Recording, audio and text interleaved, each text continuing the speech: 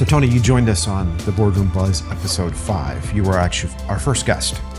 First time we ever experimented with getting a guest on, and now we're here live in San Juan. Absolutely. We're able to have this in person, and I came down here in 2019, and you and I have actually talked about you coming down to Puerto Rico, literally since I moved down here. So it's great to, I know that COVID slowed us down, but it's great to finally get you down here. Yeah, I've been looking forward to it. This is your first time on the island. Yes. How's it been so far? It's been great. Yeah?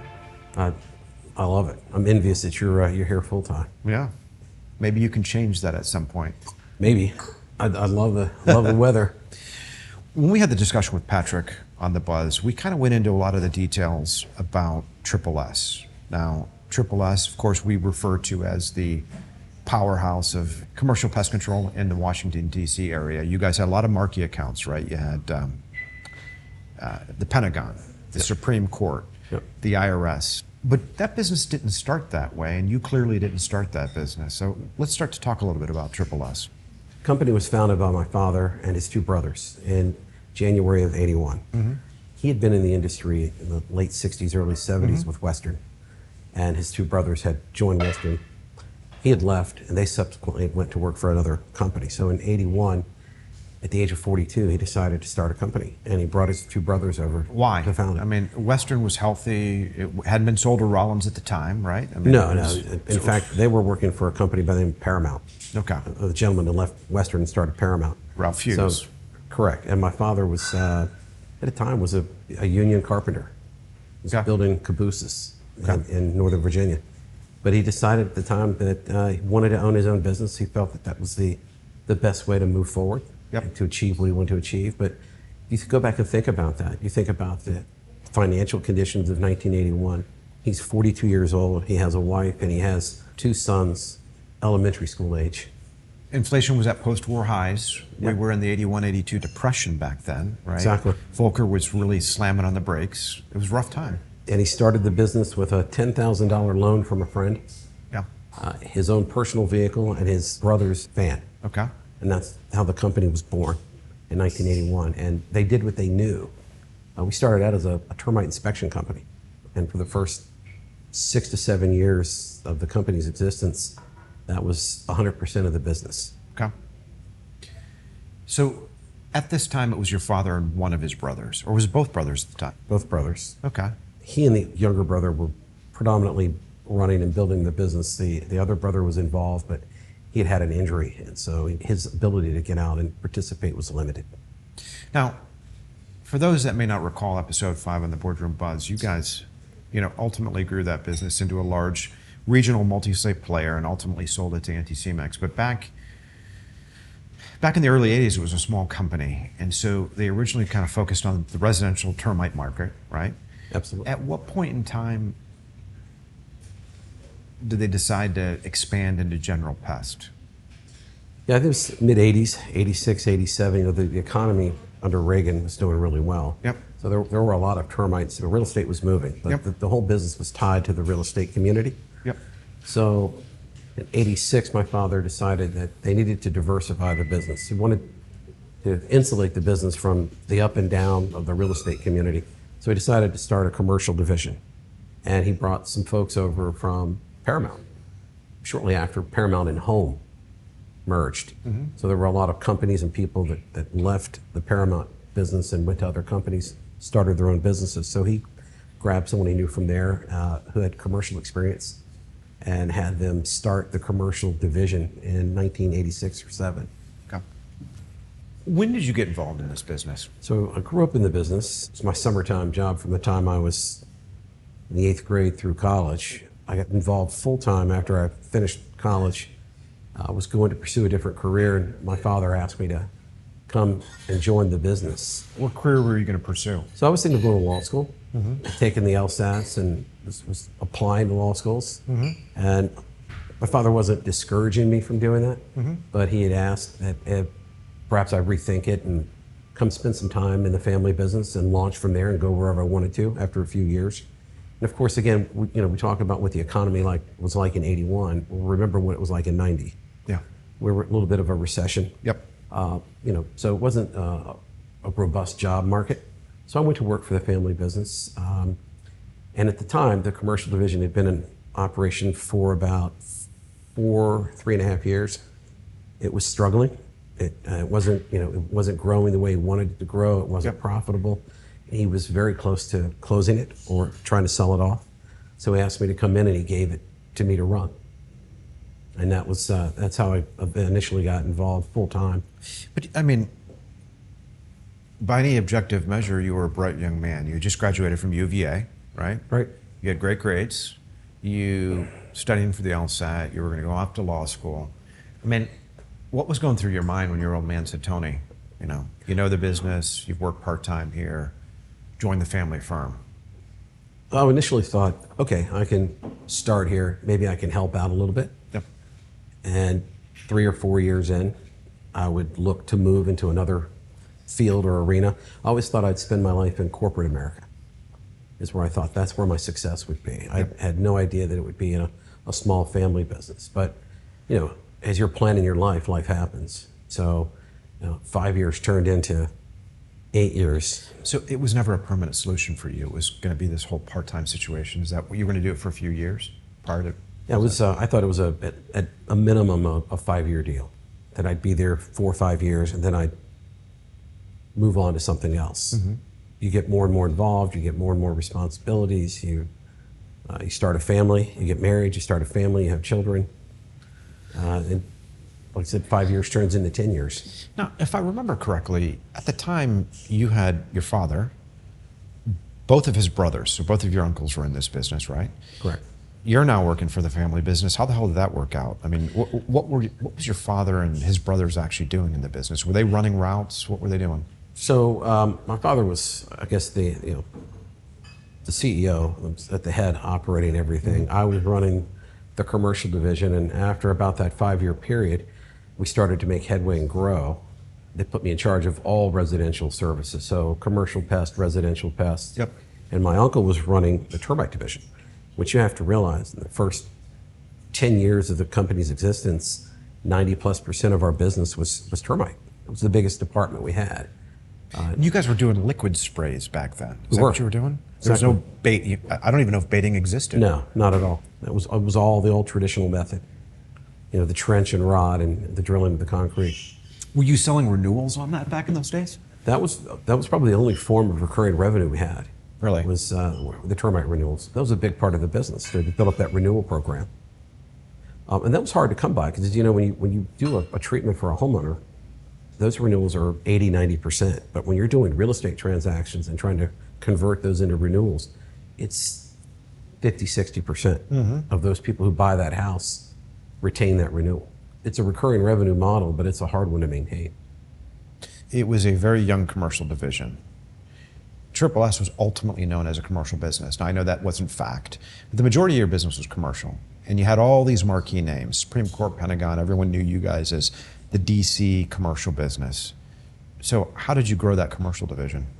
So to be perfectly honest, when he gave me the responsibility to run that division, other than knowing how to go out and be a technician, I didn't know anything about commercial pest control. Yep. But I knew that he had worked for Western. And at the time, in that arena, in the Northern Virginia, DC marketplace, Western was the company. They did everything well. They had a large commercial book of business. And so I started having discussions with him about what Western did when he was there, how they operated their business. There were people with Residex, we bought from Residex, who were tied to Western. Mm-hmm. They were very, very generous in sharing information and how to establish and grow a commercial department. So I started to emulate a lot of what Western did. Yep. In that marketplace and started to apply it to our business. Fairly soon, I started recruiting technicians and salespeople from Western, brought them into our company, and had them help me create if you will, a foundation for growth in the commercial arena. I learned quickly that market saturation was important, routing was important. We've had this discussion before. We converted our pay scale from production pay to hourly pay, which enhanced the quality of work we were doing. And before I knew it, we were growing. Did you learn, is that one of the things you learned from Western / Residex? Yes, absolutely. What are some other, just this morning you told me you can't remember what you did yesterday, but you can certainly remember back to the 80s and 90s. So let's talk about some of the other key lessons you maybe picked up from Western. So it was actually some of the Western personnel and the Residex team too that introduced us. At the time, it was a novel, it was a new concept of integrated pest management. Yep. And at the time, the Lorton Prison was in Northern Virginia, and Western had the program to implement IPM in the jail. And a couple of the people who came over to work for us had worked in that program for them and told us how it worked, the concepts around IPM. So we started to embrace that concept, and we went out and marketed that concept and started to sell IPM to our clients in the marketplace. And at the time, we were probably, if not the only company, one of the few companies presenting commercial pest with that model. We weren't coming in and just spraying and leaving. We were actually implementing a program centered around monitoring, inspection, baiting, and then, of course, it evolved with the advent of birth control agents for insects. So we built programs that were, integrated pest management, and that's what we sold. And then, of course, you had the whole movement of wanting pest-free environments with minimal pesticide usage. Yep. So it took off. It was just a perfect storm. And we had the right salespeople, and we had a good staff to support the sales. What year did you bring on Andrea? Andrea's father was our sales manager. And aside from Andrea, he was probably the best commercial salesperson I've ever been around. Yeah. So Bill, Andrea's father, came to work in early 90s.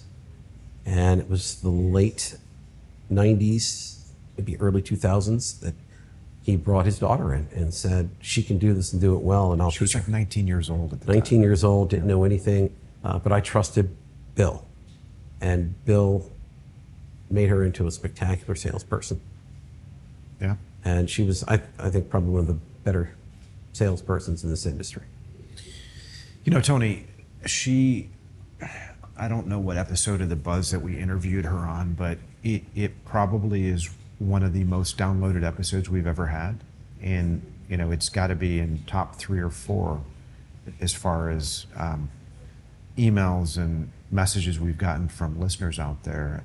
So not only did she do a phenomenal job for Triple S, she also did a great episode.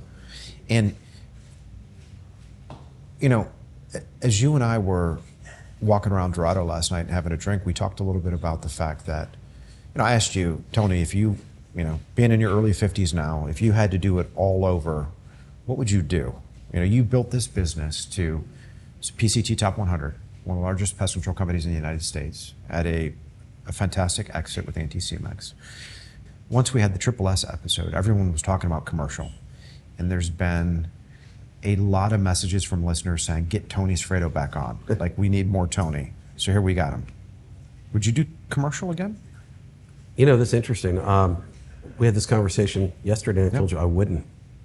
That I would strictly stay in the residential arena for a lot of different reasons. But the recurring revenue model for the residential side, I think, has evolved. I think it's easier to manage. Commercial's a tough animal. It's very competitive. Tony, hold on one second. Before you go into this, I want you to say this loud and clear. When I asked you yesterday if you would focus on commercial, you said no. No. No. And I was shocked. Yeah. I still can't believe it, and that's why we're talking about it now. So you're saying the recurring revenue model has changed?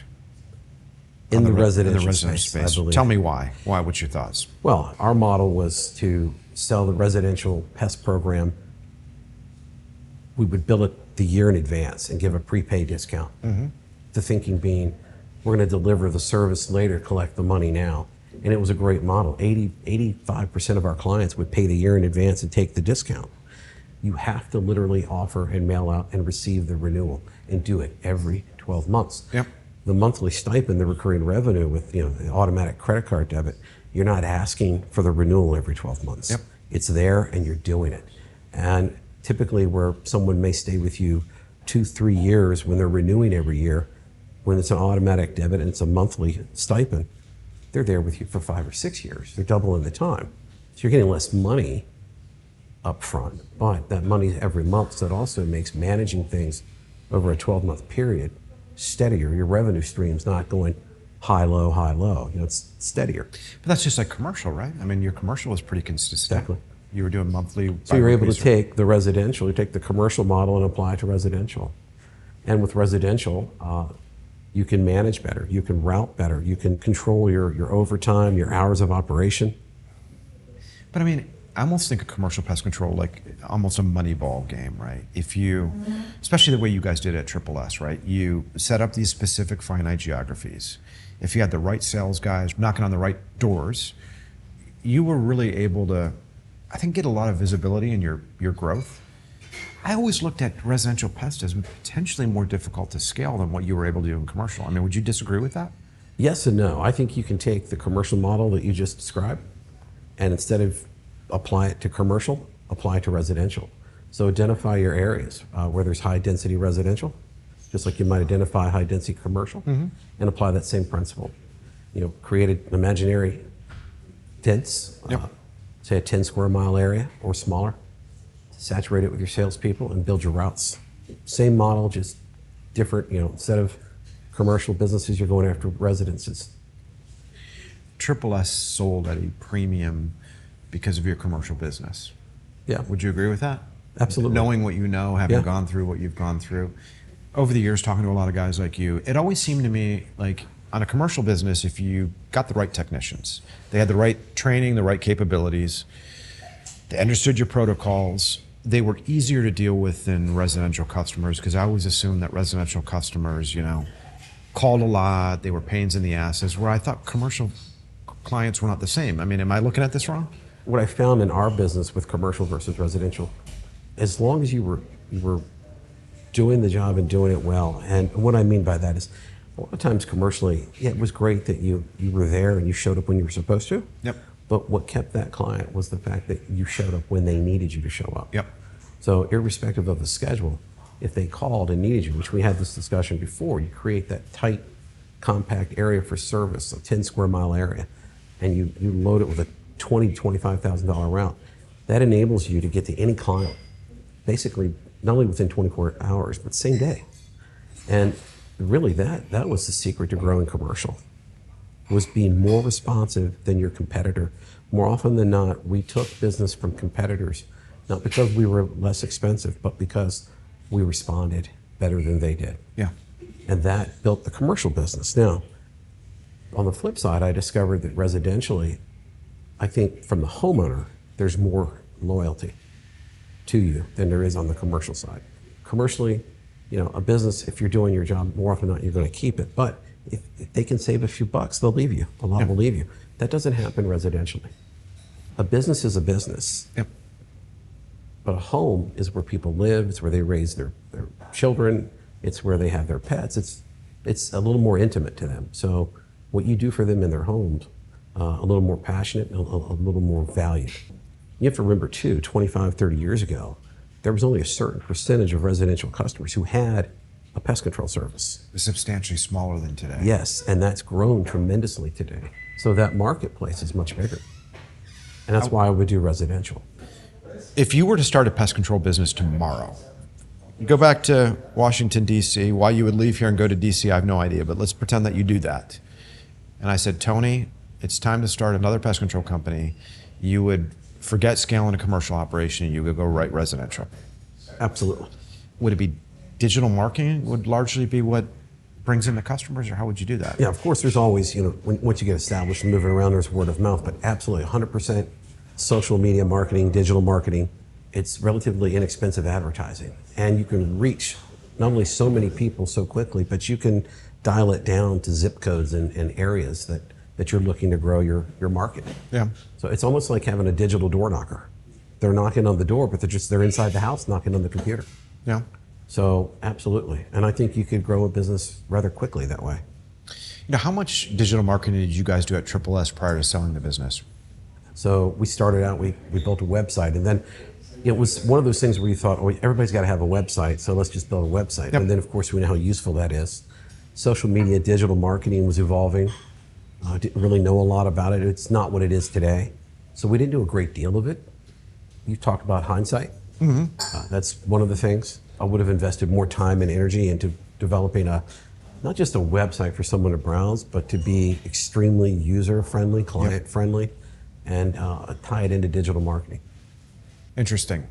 I'm still, I guess, in shock that What did we call you? The king of I'm trying to, what did we refer to you The as? route king or something of that. Oh, the king of route density. Right. Well, we were thinking about commercial. But I guess you'd still be focused on route density, right? Even on the commercial side. And maybe you can be even more precise with online marketing. Well, we talked yesterday too, and going to residential. When we did commercial, we were essentially in 4 states. Yep. Right? The DC metropolitan area as well as West Virginia. We talked yesterday, if we were to scale that down and go residential, I could stay in 1 state and I could treat 4 contiguous counties as little states if you want. Yep. Now I'm not in 4 states, I'm in 1 state, and I'm only in 4 counties. Before, when we grew the business, we were in 4 states and 50 counties. Yep. So now if I'm in 1 state and 4 counties, I mean, how much more precise can I be? You guys had your Manassas office, you had your DC offices. You also went all the way out to Charlottesville, which I think you once referred to it. It used to be a small town, now it's a big, small city. What did you say? Yeah, I said it was, at one time it was a big, small town, and now it's a small, big city. Gotcha. Over the years, what I've seen is guys that go out to not necessarily rural areas, right, where there's 2 miles between homes, but homes, areas of the country that aren't major, like Washington D.C. metro areas, things that we call tertiary markets.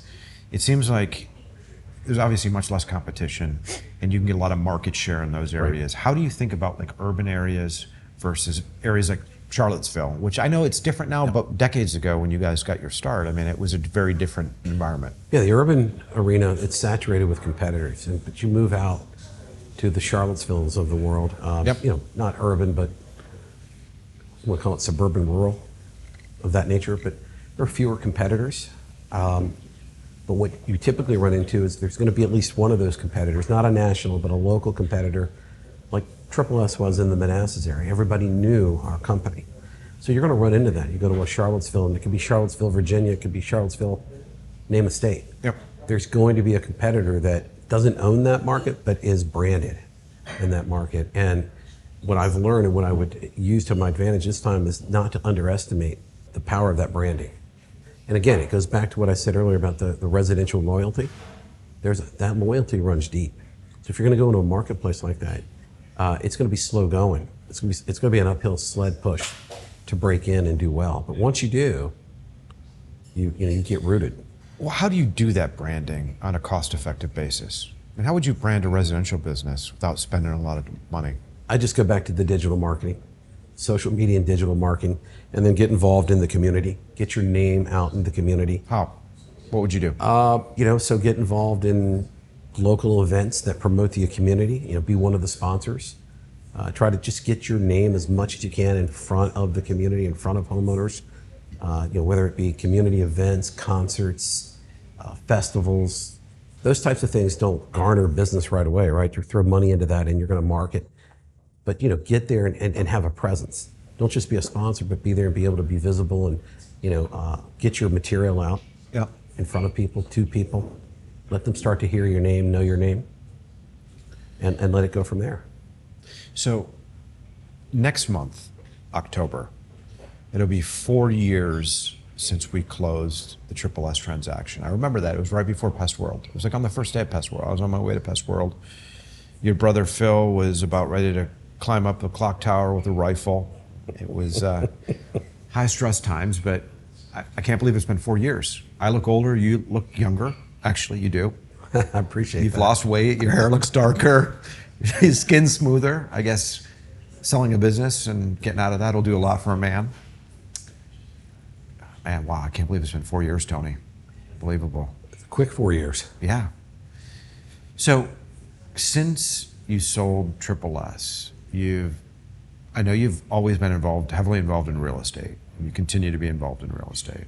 You did a foray in the porta potty sanitation business for a little bit. How has, now to really get to catch up with you after 4 years after selling, I mean, what's life been like? Are you enjoying it? Oh, very much so. So spending more time with my 2 children, who were adult children. Yep. My daughter, since she got married right before we sold the business. I remember. She and her husband now have their first child, so I have my first grandchild, who will be a year old next month. You're an old man, Tony. I'm an old young man. So I'm enjoying that, that I don't have to always be busy. Yeah. I don't have to always have an agenda or be doing something. So I'm not always successful at it, but I'm trying really hard to just take moments and relax. You and I caught up on the phone about a month or so ago, and you were telling me that you're actually rereading the classics. Yes, so I'm doing a lot of reading. So I'm rereading the classics that I had once read in 30 high years school. ago, yeah. 30, 40 years ago, high school, college. Yep. So that's been fun, and there's no timetable, I'm a goal-setting type person, but I've made it a decision that I'm not going to set those goals when it comes to that. It's just, if I read 3 or 4 books a year, great. If I read 6 books a year, it's great. If I read 2, it's great. So that's the enjoyable part of life, right? Just enjoy that. Yeah. And you've been a very astute observer of this industry. I know you, I talk to you, you spend a lot of time looking at what's going on. What do you think about all this consolidation that's taken place over the last 5 years, specifically where you live? I mean, the Mid-Atlantic has consolidated tremendously. What sort of opportunities or threats do you think that provides to your average pest control operator out there? Yeah, that's an interesting question, because when Phil and I were owning the business and we were watching our competitors around us sell, Yep. it not only got our attention, as we talked earlier. I'm like, Yep. well, I need to pay attention to see what's going on. Of course, initiated a conversation with you many years ago, but we also, there was that backside of me as a business owner that said, when do we decide that we might want to be acquired or put ourselves out there to be acquired? And there was a little bit of a fear, whether it was unrealistic or not, that if we waited too late and everyone around us was being bought, there'd be this moment that we waited too late. Everyone else has been bought. We're the only one of the few players left, and instead of acquiring us, they'll just outcompete us. Yep. They'll just buy the business out from under us. In other words, go to our clients, go to the majority of our clients, and just underbid us, because they'd have that sort of marketing power. Now, that, whether that's a realistic fear or not, Yep. it was a thought. Yeah. That it could happen. You have. So, I remember having these discussions. Yeah, with you. we watched a lot of our major competitors go, and at first we're like, this is a good thing, because a lot of those customers are going to come to us, and they did. But then as more and more of them fell by the wayside, you're like, well, yes, we're getting more clients, but if it's a one principal company buying the majority of our competitors, eventually they could just step in and say, well, let's just go buy the business. I've been in this industry as long as you. It's been about 20 years now. And back when Orkin and Terminex were kind of the duopoly, right? It was just Orkin and Terminex buying businesses. Everyone in the industry thought like, if Orkin or specifically Terminex buys a company, buys my competitor, that's Merry Christmas. That's the best thing that can happen to me, because they're going to lose good people. They're going to lose customers. As the market has developed, it's gotten more sophisticated. You've seen Rent-A-Kill, you've seen Anticimex come in, a lot of financial sponsors. I feel like sometimes when some of these consolidations take place, let's use you as an example. I think that Anticimex took what the Nixon family developed in DC, piled in what the Sfreddo family built, piled in what the Kramer family built at Innovative, and took all of these kind of key private market companies in that area, and I think they've developed that market. And I think competition is, I think it's tough there. Would you agree? Yeah, I would agree. It's tough. And think about what they did. Okay, was it 16? They acquired American. That's right. And then shortly after that, in the same year, I think within 3 months, they acquired us and they acquired Innovative. Yeah, let's think about that. So we did, I can tell you exactly, I think, was it October the 18th we did yours? I think 2018? we were October of 18, and if I remember correctly, Innovative was December of 18. Innovative, I know exactly when it was, because I was living in Switzerland at the time. We closed it on New Year's Eve. My wife was all dressed up, ready to go out. We're 6 hours ahead in Switzerland, right? And we made it to our New Year's Eve dinner at 5 p.m. Eastern time, which was 11 p.m. in Geneva. So that's when I know when Innovative closed. And we mentioned American, we mentioned Triple S, we mentioned Innovative, and you know why? Because at that time, our 3 companies probably had 70% maybe less, maybe more. I'd say 70% of the commercial Yeah. business. Especially in DC, you've got all the major federal institutions, right? So you had what, Jay Nixon, then of course Richard Kramer used to work for Nixon at American, and then on top of that, you guys had brought on all these entomologists from the outside. You had that consultant. What was his name? Dr. Dickens. Dr. Dickens. Dr. D. Yeah. We had him, and we had an understudy to Tim, who was coming in to take over. So we were transitioning because Dr. Dickens, like most people, as he gets older, wants to retire. But he was an outstanding technical writer that got us into that arena. But I mean, back to the point with us and Innovative and American, when I saw American go, I thought, well, this is a golden goose opportunity for us. Yeah. And we did profit. We benefited from it tremendously. But then when they acquired through that platform, when Anticimex acquired us and Innovative, they had just taken, and to this day, I guarantee you they still have the majority of the commercial business in the DC marketplace. Now, you make me think of a discussion I had a few weeks ago. I had Cassie Krugski on the Boardroom Buzz. She's a PhD entomologist. And she came on and Patrick and I chatted with her about at what point does it make sense to actually have a entomologist at a pest control company. And I think I referenced Triple S on that episode because similar to Innovative, similar to American, I think for a lot of those sort of big federal government contracts, you needed to have that. Is that right or no? Am I looking at that wrong? Absolutely necessary. Okay, so tell me about those sorts of contracts and what you need from a technical perspective, typically. There were several government contracts that we couldn't touch because you needed multiple full-time staff entomologists. Okay. So we put Dr. Dickens and then eventually another entomologist, we put them on the payroll. We just put them on the payroll. They're full-time employees. Yep. I think at the time when American sold, I think they had 7 entomologists. Yeah. Because there were contracts that required, there were a few large ones that required that. I would think today, whether if you're going to grow, you're going to really grow a business, and this is just my opinion, at some point you should have an entomologist on staff, whether you're commercial, At what point? residential, or both. But okay, so I'm a residential company. I do $3 million in revenue. Why do I need an entomologist on staff? I think entomologists can do so many things for you. It can elevate your company's credibility. Okay. You can use the fact that you have a full-time staff entomologist to brand your business. Your entomologist can be a resource to your clients. Your entomologist can be a source for developing all your training programs. And you market that. I mean, you market the fact that you have it. Does a residential customer care, do you think? I would say some do, some don't.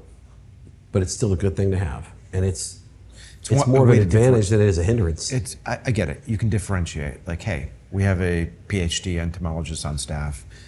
Fly by night, Joe's screen door repair and pest control does not. We had a feature before we sold the business on our website that everyone loved and took advantage of. Predominantly homeowners. So it was a button on our website that featured our entomologist and said, have a question? Ask the bug doctor. Okay, I remember that. And we got lots of questions from existing clients and non-clients who eventually became clients. So it's a great marketing tool. And I'll tell you another thing, if Paul Giannamore or Tony Sfreddo tells the client, hey, this won't work and this is why, it's one thing. If the PhD staff entomologist says the same thing, it has more weight. I see. It's the credentials. Right in life, there's reality and there's perception. Yep. And what I've learned is perception is probably more powerful than reality. At what point do you think, you and I talked over drinks at Dorado last night. We talked a little bit about door to door. We talked about penetration in the industry. I mean, clearly there's a higher percentage of residential customers that use pest control than they did 20, 25 years ago. At what point does that slow down? Where are we? What's your feel? I don't think it slows down. The service industry has arrived, especially in suburban, urban areas, even your areas like the Charlottesville area, right? Take little town USA. If I can contract someone to do it, if I can have someone do something for me and it's at a good price point, they're going to do it because they're busy with their families, they're busy with their careers. The last thing they want to do is treat their house for bugs on a Saturday afternoon when they can hire a professional to take care of it. So in your opinion, it's a good time to be in pest It's a control? great time. It's the sky's the limit. Yep. And you had hearkened back to my brief involvement in the portable potty business. Yep. I got out of that for a variety of reasons, but it's still going, it's still thriving, and they're growing that business by leaps and bounds. It's all organic. 90% of their clients are coming from their social media efforts, their digital marketing. Who hires a porta potty service on Facebook? You'd be amazed. I would be amazed. Just about everyone, homeowners, event coordinators. The computer is now the old phone, right? Yeah. I mean, everything's click, receive, here it comes. You know, if you've got that, you know, that one shop stop mentality where I can click on, I can order what I need, I can tell you when I want it, I can tell you when I want you to pick it up or do what you're going to do, and this is the price I'm going to pay, and I'm going to pay for it right now. Done. One interaction. Anticimex is a great model for residential. People are able to engage one time, know exactly what they're going to get, acquire the service, pay for it, it's done. You know, years ago, like we talked last night, client would call, you'd send a rep out, you'd do an inspection, you'd offer a service, they would engage in the service, then you would schedule the service, then the technician would, that's all done. It's all right now, right here with technology and all that we have. You can engage that client right now, and within a 5 to 10 minute period, offer your services, sign them up, schedule their services, and collect payment. You've been waiting your whole life for this. That's the way to go.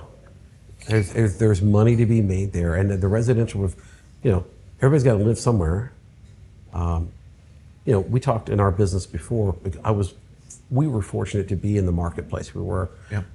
Being the DC market, we could easily separate commercial, residential. And we did. We'd had residential routes, commercial routes. And sometimes there were some exceptions and there was overlap. You go out to an area like, let's just take Charlottesville again, where we had an office. You can't necessarily do that. There has to be some overlap. There has to be, you know, commercial, residential combined. And we talked about, you know, having someone change that hat from I'm going to a home and now I'm going to a restaurant. Doesn't always work, but in certain areas you have to do that. So that harkens back to what you asked me earlier. That's why I would do strictly residential. I think there's a bigger client base residentially to tap into, and you don't have to worry about a technician changing hats. You can teach them how to be a residential technician, and there is a difference, in my opinion.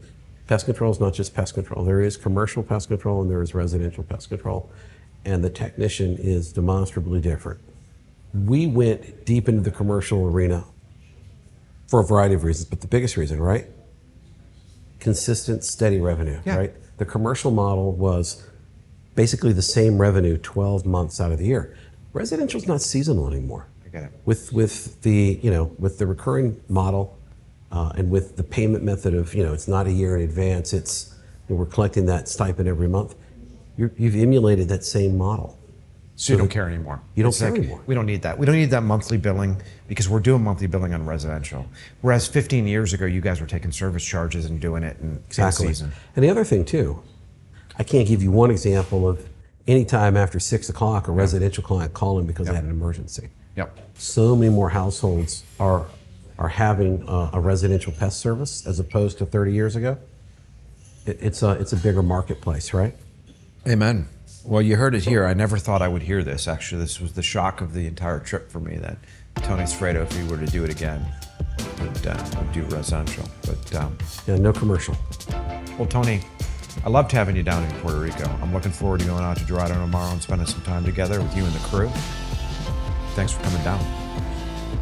It's been a fun time. I'm really glad you had me. Absolutely.